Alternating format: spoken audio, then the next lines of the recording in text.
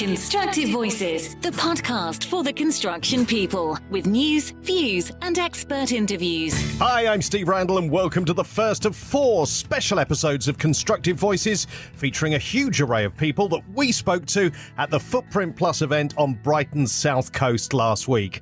A big thank you to everyone that took the time to speak to us. If you're not in this episode, please listen out for the next 3 with so many great perspectives to share. We have a lot to bring you. Thanks also to the Footprint Plus team for inviting us to be a media partner at their superb event and for making us feel so welcome. Constructive Voices media partner in Ireland and the United Kingdom is Construction Industry News.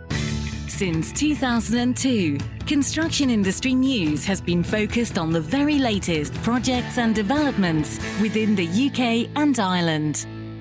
So we're live at the Footprint Plus event on the Hove Lawns on the Brighton and Hove seafront of the south coast of the UK. I'm Steve Randall, and with me in person is Pete the Builder. Peter Finn, how are you? Hey Steve, how are you? Very excited to be here now in Brighton and Hove. It's such a lovely place, and what a great event we're out here today. Absolutely. Now, people who have been listening to the podcast, thousands of them every month, will know how excited you've been about coming to this event. And I mean, there are hundreds of exhibitors here, an incredible array of speakers, and a lot of people very hungry to find out what the future is for the construction industry in terms of our move towards carbon net zero.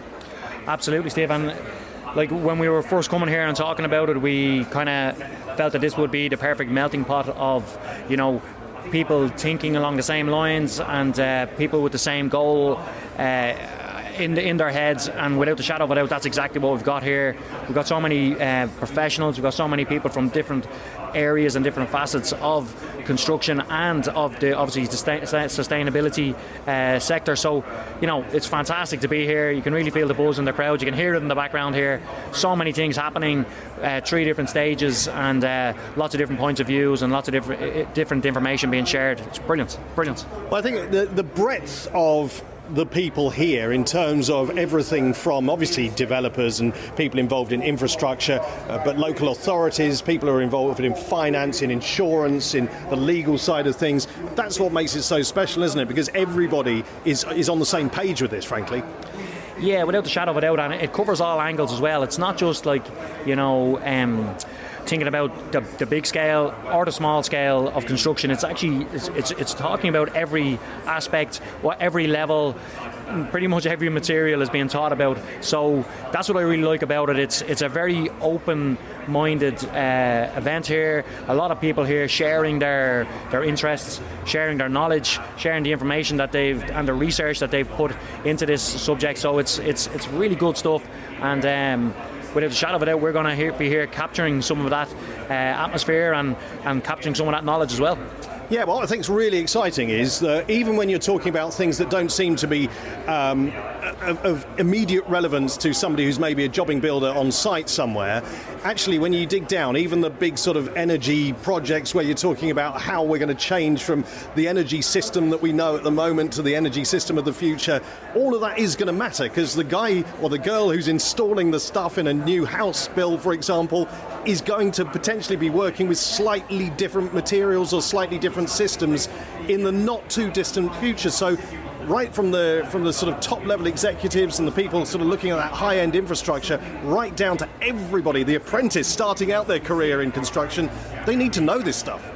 Yeah, without a shadow of a doubt, it's really, we've often talked about this, Dave, and I kind of have said that we've gone from the talking stage of sustainability into the action stage. Now, we're at the very early steps in that process, and I think a couple of the people, have mentioned that to us today already, and I'm sure we're going to hear a lot more of other people that we're definitely starting to see some action, but events like this are what puts the momentum behind the next steps and the proactive part of what we need to do here in this whole battle to get to carbon net zero. So, very exciting day. Can't wait to get out there and talk to people and hear all the different things that all these people here have got to share.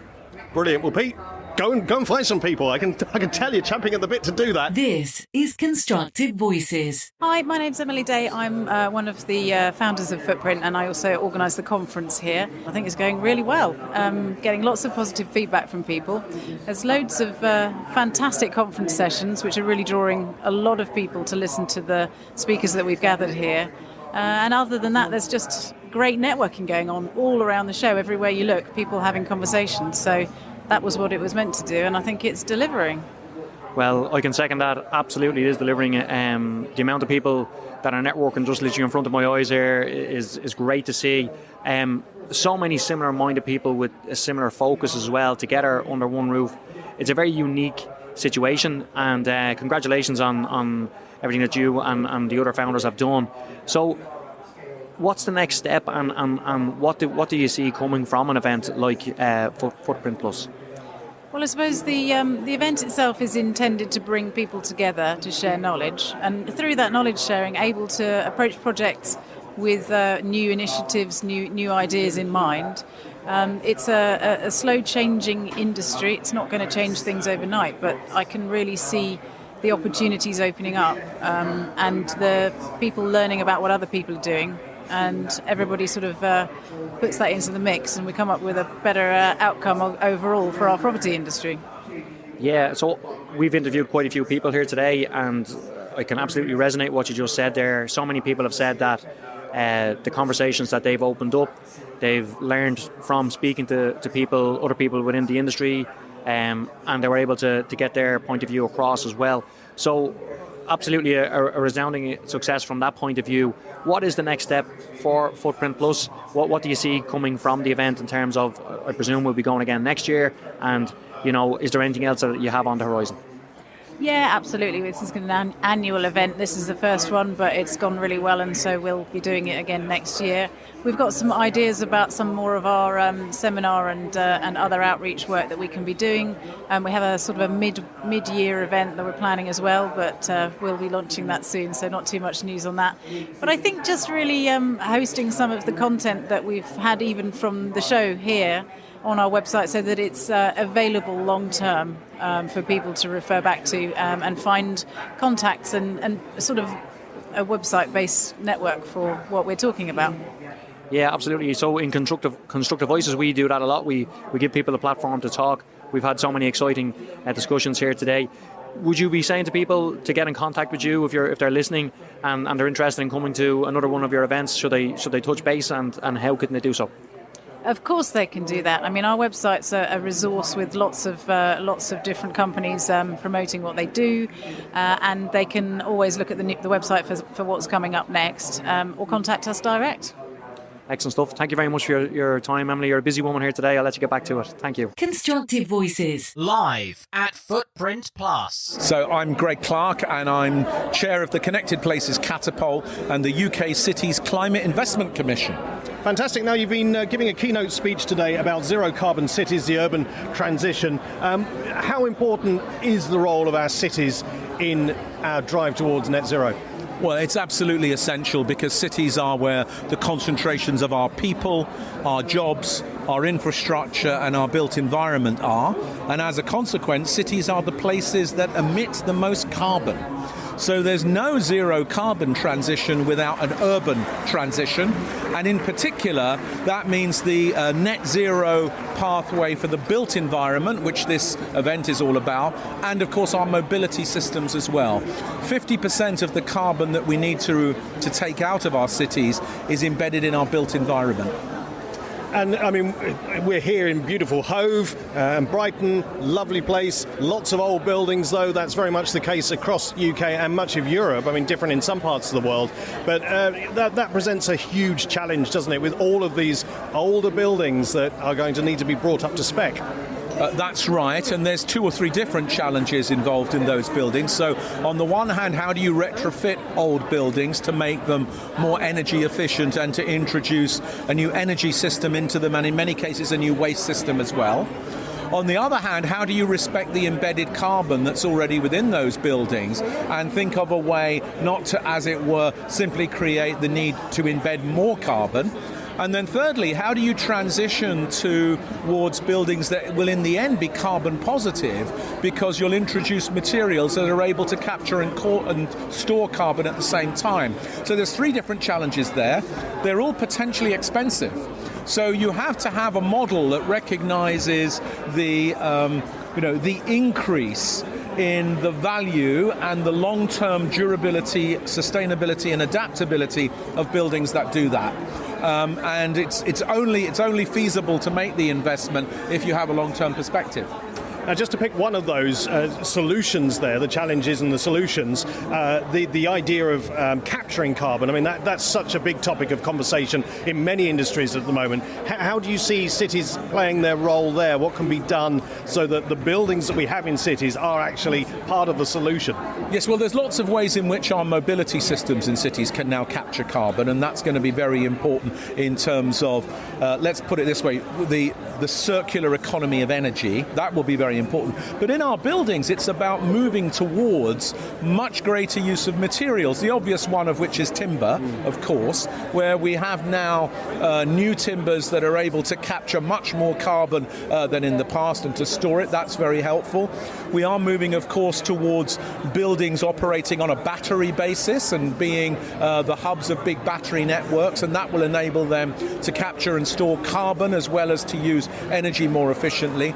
And we're moving towards, I think, a system where we'll be able to do much more carbon capture through the way in which our waste systems work, which are embedded in our buildings. So there's lots to do there. The technology is rapidly evolving, more or less at the speed of light. And so the key thing at the moment is really to accept that the business model for buildings is changing and that we're going to have to constantly reinvest in the technologies to make this work. And you had a very attentive group of people listening to your keynote speech. How do you find the conversations with those in the construction industry in particular, but also town planners, people like that, when you're talking about this and talking about new ways of building, new materials that are being used? Are they very open, very receptive to that? Well, they're totally open and receptive because I think they see the future. They also know that this is inevitable. This is all of our destiny. But what I think they want are 3 things. They want, firstly, a level playing field so that we don't have, large numbers of innovators and, on the other hand, large numbers of free riders. Secondly, they want government policy and regulation to be supportive of the acceleration of the transition. And thirdly, they want those new financial models to emerge so that bankers, investors and others understand that the returns that you get from real estate investment are now not just, as it were, quick financial returns, but it's much more about the longer term residual value that you're creating in having sustainable and resilient buildings. And finally, your sort of overriding viewpoint of Footprint Plus, the success? I think it's been a massive success. I think the dynamic here in the room, the attitude, the desire of people to meet each other, to talk, to share lessons. This is an accelerator of innovation, right? It reminds us that face-to-face and face-to-place conversation is actually the thing that accelerates innovation. And I take my hat off to the organisers. Brilliant. Where can people find out more about you and what you do? Well, the best way to find out about what I'm up to is to connect with the Connected Places Catapult, which is the UK's National Innovation Accelerator for cities, transport and place leadership. I'm the chair of that organisation. You can find out everything that we're doing there. This is Constructive Voices. So I'm Tom Holbrow. I'm the Business Development Director for Mace Construction. Mace are one of the larger main contracting organisations across the UK, built some significant buildings. I look after the business development function in terms of identifying new projects for us to get involved with and building complex supply chains to help deliver those schemes. Excellent stuff. It's great to hear that one of the big players in the industry is here, because it shows you care and also shows that you're thinking into the future and the way we are going in construction, because let's be honest, sustainability is what's coming down the pipeline. It has to happen. Is it fair to say that we may have moved from, let's say, the talking phase of sustainability into seeing some action? Maybe not as much action as we want to see, but we're moving in that direction?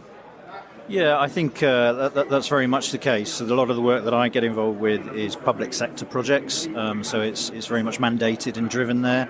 I think moving from sustainability into the net zero carbon agenda and now moving through to ESG, the ESG agenda, this stuff isn't going away. And unlike maybe in the private sector where sometimes this is seen as optional, in the public sector it's very much mandated.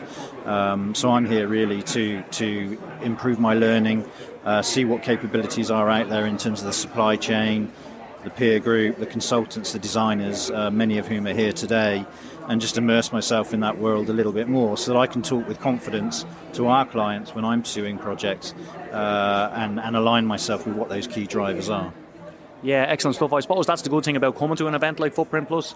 You get to get into a room or into a tent as we are here today with so many people who are like-minded, so many people who have got so much information and have done so much research into this subject, but also have construction as the foremost reason why they're here today. So I suppose, would you mind saying what you hope to gain? You've kind of touched on it there, what you hope to gain, and was there anyone in particular here that you'd like to listen to today? Yeah, well, certainly the voice of the client. So very interested where we're seeing that in this organisation with Footprint Plus, but also real life examples. So I think in almost in answer to your previous question, there are real life things that are happening now. There's a lot of key drivers within the industry at the moment, or within society in terms of energy. The cost of energy. It's a pretty volatile market out there at the moment. So understanding how other organisations are dealing with that as well, without losing sight of the sustainability, net zero carbon and ESG agenda. But how are they actually implementing that on real projects with real customers, and what lessons can we learn from that? But also, as Mace, we're a market leader. We're doing our own activities in that environment. So it's also sharing those real life examples of the things that we're doing with the other people that are here. Excellent stuff. And final question, is there anything that you think could be done maybe at a government level or at any level that you think would help people like yourself on the ground, like working in live projects? Anything that you feel is maybe there's a void or is it something that's missing in the industry at this moment in time to help us all move in the right direction? I think the government and the public sector in particular are doing an awful lot in this space anyway. The construction playbook came out recently, which helped drive this agenda forward, along with many other things.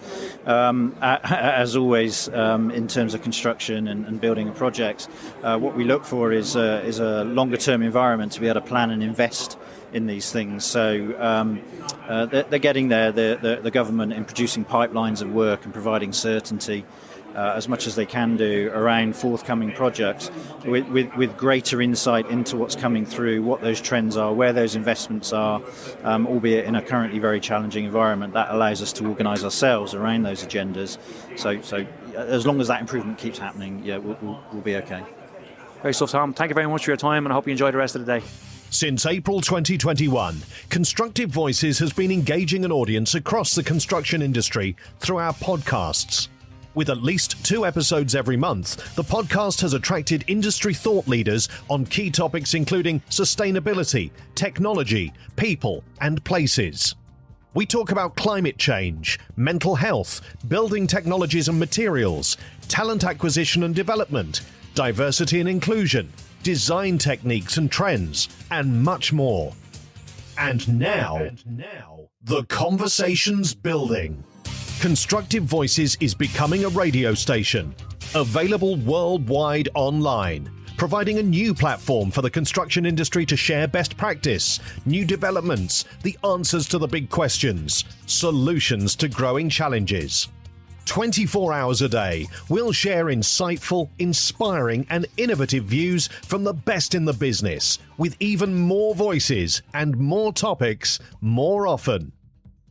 Constructive Voices Radio also enables trusted contributors to connect with our growing audience through branded content alongside our editorial features. Professionally produced Constructive Voices audio content gives your brand a new way to tell your story, share your insights, and engage with the industry. Constructive Voices Radio will be a compelling mix of in-depth interviews, industry news segments, coverage of events, and the opportunity for industry professionals around the world to add their experience and views. Constructive Voices, the conversations building. From the Footprint Plus event in Brighton, UK, to the global construction industry. This is Constructive Voices. I'm Katie Clements-Jackson from Max Fordham. I'm a senior engineer and sustainability consultant at Max Fordham, and I also head up the Net Zero Carbon Working Group. Excellent stuff. So we're here today in Footprint Plus. Obviously, an awful lot of very similar-minded people here together under one roof. A lot of ideas, a lot of opportunity to network with people. So how are you finding that process so far, and has it helped you educate yourself a bit more, and have you had the opportunity to spread the knowledge that you have too? Yeah, I've been finding it really enjoyable. I think there's a really good selection of people here, and I think one of the really important things about something like a conference is, not just hearing because I'm a consultant, we know a lot about what consultants think about net zero carbon and sustainable buildings, but hearing that perspective from different people, from developers or from insurers or from clients, it's really helpful to understand different perspectives. And I think this conference has provided a really good opportunity to chat to different people about that. So I've really enjoyed that. Also, we hosted a networking event this morning that was I think was particularly helpful in bringing people together and talking about a lot of the topics that we're focusing on at the moment. Excellent stuff. So let's dive into some of those topics. So why don't you tell us a little bit more about what you do on a day-to-day basis? Yep, so day-to-day I work on built environment projects as a sustainability consultant, but also sometimes I do mechanical and electrical engineering, depending on the project. And so we're kind of coming into that project very early stages and trying to figure out the best way of making it as sustainable as possible within all the constraints that we have. And then once we've decided what to target in terms of sustainability, it's about coming up with practical solutions and methods of implementing that. So whether that's designing a low energy and low carbon heating system, or working out ways to incorporate recycled materials into our building designs to make them lower carbon. It's all those different kind of things. Excellent stuff. And I found it really interesting about what you said about getting to meet people in different sort of areas and aspects of the construction, whether developers, county councils, as you said, finance institutions. There's so many different people here. And I think the one thing that I'm starting to take out of today's meetings with people is that that's what it takes. It takes people from all different sort of facets of construction and all different sectors within the construction industry to work together. You can't have lone rangers going off doing their own thing. You need everybody to work together. Is that fair to say? I definitely agree with that, and I think what we've learned from a lot of the talks happening today and happening yesterday in the whole conference is the value of collaboration and communication. So I feel like what I'm interested in hearing as the next step is sort of how to facilitate that. How do we bring these people together? And something like this conference is a great opportunity. What can we then do next to develop all of these ideas and turn them into practical things? So, yeah. Yeah, I totally agree. And just last question then. So what do you think should happen next from your own perspective? Is there something that you see? Is there a niche? Is there a topic that needs to be discussed? Is there a niche that needs to be scratched within the industry? Something that needs to be spoken about? It doesn't have to be too profound, but is there anything there that, genuinely on a day-to-day you see? Well, I suppose I have a lot of ideas about these kind of things. One of the ones that came up in one of the talks earlier, one of the networking events earlier, was the idea of trying to connect people who are getting rid of particular construction materials with people who are designing new projects. There's a need to match up the need for certain materials with recycled materials, and kind of at the moment it doesn't really feel like there's a forum for doing that. But I've just spoken with some companies or some individuals who are developing ways of trying to match these things up, and it means that we can get reuse materials on projects without having to break them down and kind of reconstruct them. So that's one of the niches I'm aware of. But, there's so many things you could talk about. That's just one that particularly jumped out from an earlier conversation. Yeah, I actually really like that idea. I'm a construction contractor myself, building contractor, and you're dead right. for years we would have, dismantled buildings, demolished them, and literally thrown everything out. For two reasons now. Obviously sustainability, but also the cost of construction at the moment. So why would you throw good materials out only to have to pay for more? And therefore, obviously, it goes totally against what what you'd be doing in a sustainable ideology. So thank you very much for your time, Katie. It was a pleasure to talk to you, and keep up all the good work. Same to you. Thank you. Constructive Voices. Hello, hi. I am Tim, and I am from Qbot. Okay, now I know that you're not here alone. You're with Betty. Perhaps you should explain who Betty is. Betty is our robot. Betty is the robot that's designed to insulate suspended timber floors. Okay. Now, we love robots on Constructive Voices. We get very excited about it. Pete the Builder, who is my co-presenter on the podcast, he's just beside himself. I think he thinks he's part cyborg, so absolutely loves robots. Now, what does this one do specifically? Okay, so this robot is designed to fit into 200 mil or above voids that can't be insulated in any other method other than going in there and intrusively ripping up the floors. What we decided is that's too intrusive. Don't have to go for that, so we create a hole in the floor that fits our robot Betty inside. Once Betty's inside, she deploys a foam to the underside of the floor, which I'm actually showing you now, so you've seen it with your eyes. The listeners might have trouble with that, but you've seen it. Okay. So once that foam is deployed, that insulates the house, instant warmer feet, improvement in EPC, SAP value, and less need for the heating. Wow, I mean, that's fantastic. And how efficient is Betty at doing this in terms of the time it takes to do that versus the time it might take a human to do it? Good question. So Betty can do, let's say, an average house in London, about 40 to 50 square metres. That's a day. Big houses, 100 square metres plus, a couple of days. So as opposed to spending 1 or 2 weeks, decanting the clients or the residents, we don't do that. You can be next door on a Teams call while we do this. So in answer to your question, it's like 2 weeks and maybe £10,000 versus a couple of days, slightly cheaper, and within 60 minutes the material is dry and ready, and once we've left site, it's done, no maintenance, ready to go. And I bet people love this when it's being done as well. I mean, how I bet you take this onto a new build, for example, and I would imagine that all the builders are standing round thinking, wow, let's see what this robot can do, and I guess they're impressed. Actually, that's a good point, but for me, it's more when you get to the property, it seems to be the dads quite a lot, or they get, and once the engineers are in the floor, they're very interested, but it's not just the dads. You find the clients are interested, and it's the thing is with this, it's a very cool looking thing, it's a very dynamic looking thing, but on the other side, it really works. So even yourself and your colleague, people stop and they look and think, well, this is a nice, cool, quirky thing, but it's more than that. It's a working, functional product. So a lot of my day is saying to people, look, it's not just a fun toy. It's much more than that, And I guess this can be used for new builds and retrofits. So it's more for retrofit. With new builds, you'd assume that they put some kind of method in there when building a new property. Of course we could, but you'd always assume, you'd like to think that people building new properties would have a method in there.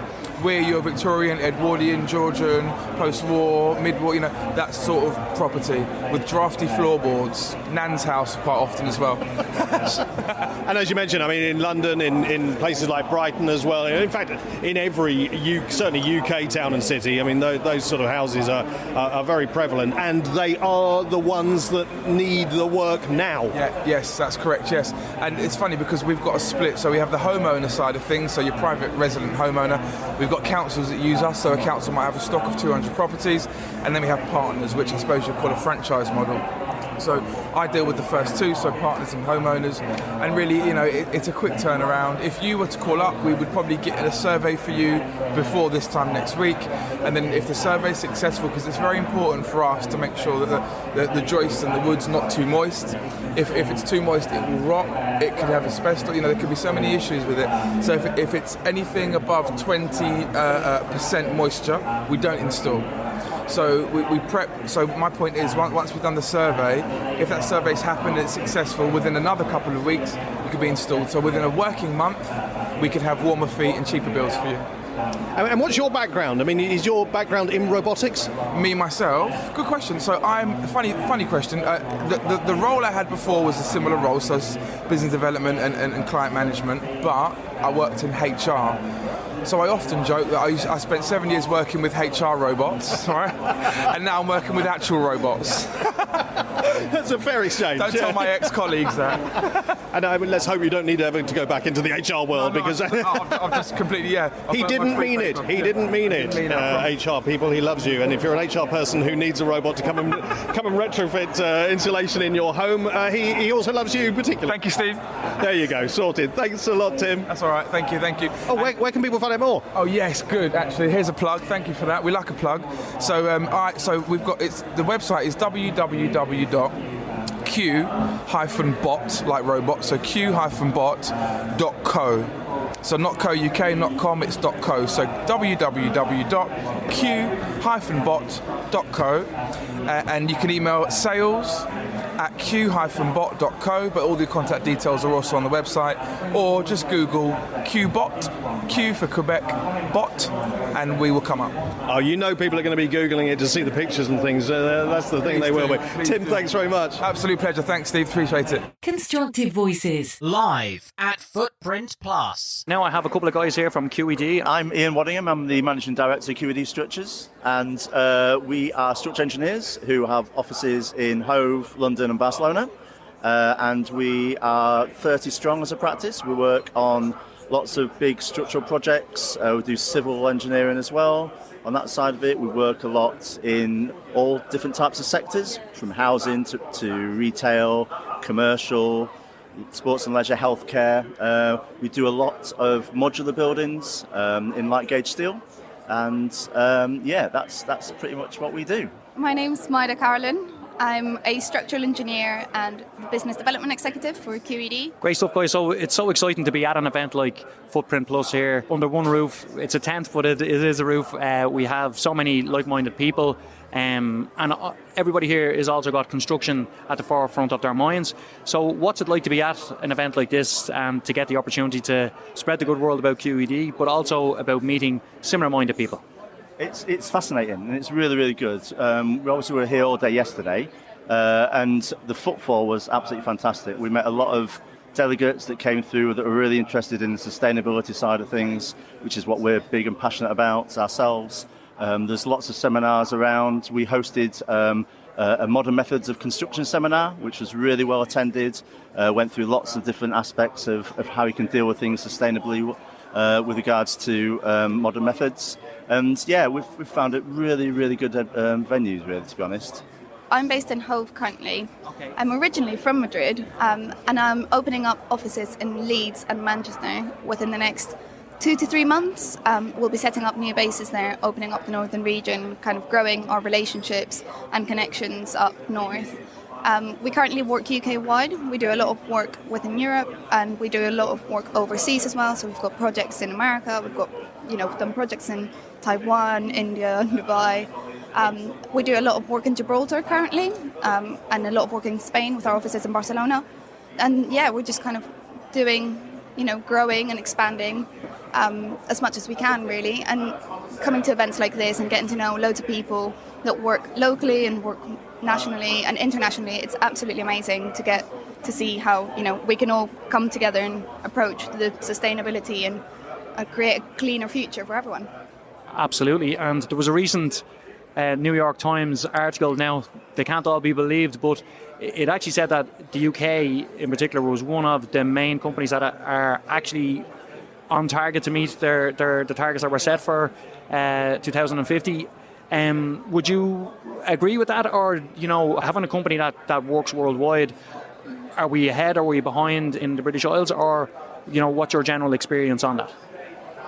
I think in the UK you can definitely see a massive push for sustainability. In events like this, it's constantly being at the forefront of all the designs that we're doing, and we can see more policies coming into place with government with regards to kind of the sustainability of the buildings, and we can see a massive push industry-wide. So currently there's just in every discipline, so architects, contractors, engineers like us, builders, everyone kind of seems to be pushing towards that sustainability, which does seem to make, kind of a net zero by 2050 future possible. However, there's still loads of work to be done, and that's how events like this kind of make us come together and have those conversations on how we can actually improve to make sure that it is happening. But you can definitely see around loads of companies that have already achieved that, loads of companies that are, net zero, climate positive, and it's super important that we all continue to push that and we all share our experiences and our knowledge just so we can make sure that we're all achieving that together. Excellent stuff. A lot done, more to do, but there's a huge awareness and there's certainly action being taken now, and it's really about getting momentum, I suppose, into that action. Ian, you mentioned there about modular building. It's something I would have a huge interest in myself as well. Would you like to develop that a little bit more, and any other aspects of QED that you think is worth discussing? We've been doing modular buildings for a few years now. We're quite well known within the industry. We work with a lot of modular companies, house builders, helping them develop and do a lot of research and development for them on the structures themselves, just to make them more efficient, easier to build, easier to transport. Looking at different ways as well. I think people tend to think of modular as being very one-stop shop with regards to its shape. It's a rectangular box and that's all you can do. But I think you can go outside of that and you can actually create something that's actually quite nice aesthetically as well. And it's just about looking at that aspect early on within the design phase. So get everybody around the table, the architects, the engineers, the developer, whoever needs to be there. And just, brainstorm, look at it, work together collaboratively and just try to get something that's maybe a little bit different, but still as part of that sort of modular sort of concept. Excellent stuff. Listen, it was a pleasure to talk to you both. I really appreciate your time and hope you enjoy the rest of the day. Thank you very much. Thank you. Take care. This is Constructive Voices. I'm Richard Halsey and I'm a director at the Energy Systems Catapult. Now, Richard, you've already been on stage here today at Footprint Plus. How did it go? Yeah, it was really great, really nice to be talking about the future of our energy system, the kind of shared views around how we can get to net zero and getting the different perspectives of kind of different organisations and to be in a kind of real world live audience. And of course, the energy system is a huge part of our drive to net carbon zero. Without sorting that side of things out, we're never going to achieve the targets that we need to achieve. And you're working with various partners to make that happen, aren't you? Yeah, so we're involved in a wide range of projects, not only just thinking about the energy system that we have today, the energy system that we might need in the future, but also how we can create smarter, more responsive and also more consumer-centric energy systems, working really closely with local authorities, with central government, with the regulator, with a wide range of businesses and organisations that are kind of developing solutions as well to the problem, which we think is really important. I think we feel that all of those different organisations have such an important part to play. And what I was talking about today was the role of local area energy planning as a mechanism for enabling organisations to come together and to develop really clear, credible plans for how we get to net carbon zero. So obviously we're used to how the energy system works at the moment. We have the national grid. Everybody's familiar with the current energy crisis and all the challenges that we have, although maybe we're in a slightly better position in many respects from Europe, for example.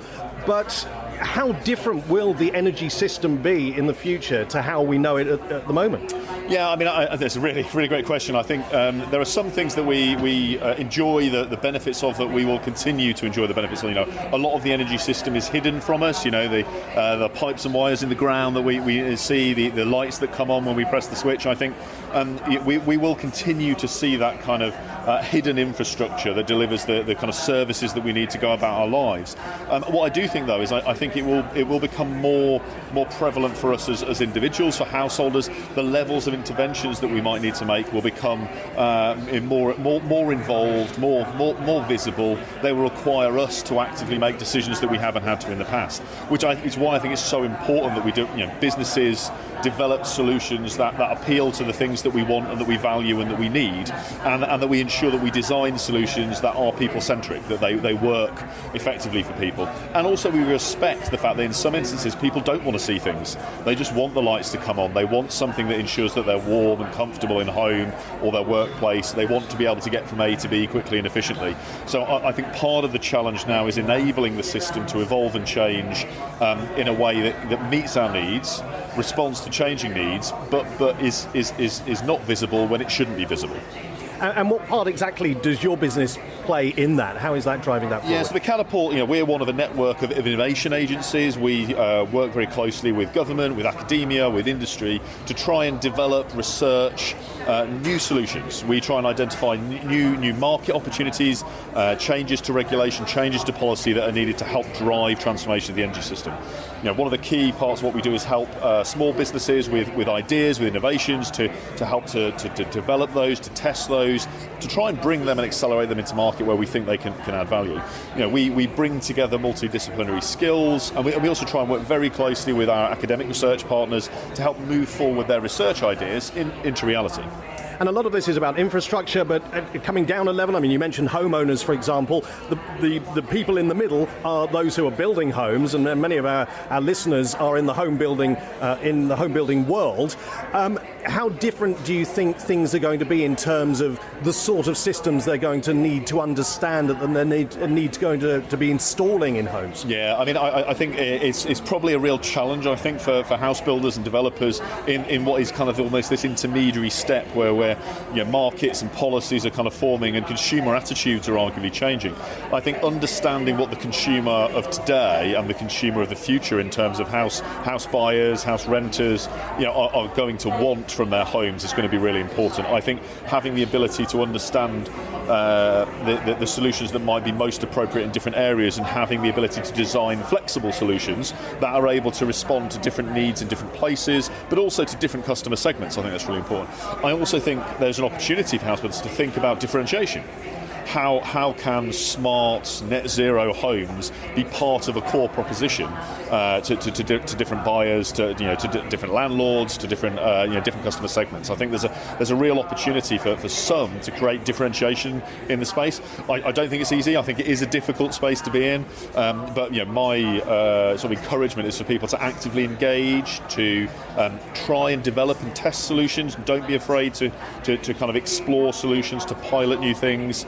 I think that there is also a real need to try and understand how the wider system is going to evolve around particularly large strategic developments. And I was talking with Andrew from the GLA today, and he was sort of setting out some of the challenges that they finding in redevelopment of major urban centres in London and how the new development is going to fit in with their plans to decarbonise. So I think that engagement, that thinking about what the context of development is going to be, but also developing innovative solutions that can be brought forward and not being afraid to have a little go, learn, and recognise that there's going to be a few ups and downs along the way.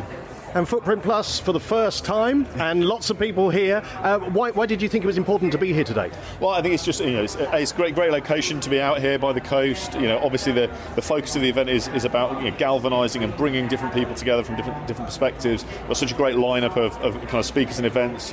And a really great opportunity to come together to explore some of the work that people are doing. I think for me personally, it's great to see so many fantastic projects, initiatives that are happening, and to connect with those organisations that we're working with and we're wanting to work with in the future as well. So I think that's and it's been really represents the diversity of activity that's happening in the UK, which is really exciting, I think. And if people want to find out more about what you do and your business does, how can they do that? So obviously people can get in touch with us at the Energy Systems Catapult. We are online, easy to find. I'd also highlight that the Catapult's got a number of kind of digital online platforms that it's supporting the likes of local authorities with. So we have a Net Zero Go platform, so if you just Google that, you'll be able to find that. And our website's got a full list of the projects and the contact details of myself and the team if people want to get in touch. That's Richard Halsey bringing us to the end of this episode of the Constructive Voices podcast. We'll have more from Footprint Plus in our next few episodes. But if you can't wait, visit constructive-voices.com, don't forget the dash, and click on the player, or ask Alexa to launch Constructive Voices to hear our digital radio stream. Remember to subscribe or follow to get the podcast episodes automatically on your favourite app. And until next time, thanks for listening. The conversation is building.